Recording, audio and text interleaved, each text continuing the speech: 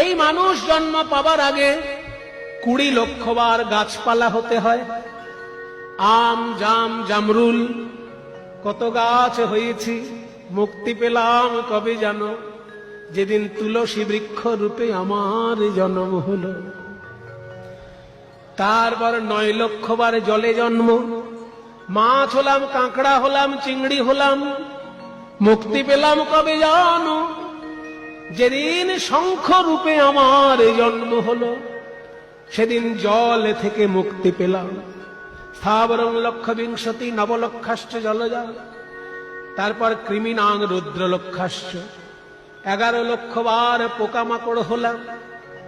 নানা রকম পোকামাকড় হতে হতে যেদিন আমি মধুকর, যেদিন মৌমাছি রূপে ফুলের মধু সংগ্রহ করে চাকে ভরে দিলাম, আর সেই মধু দিয়ে কৃষ্ণ সেবা হলো, সেদিন আমি কীট জন্ম থেকে মুক্তি পেলাম।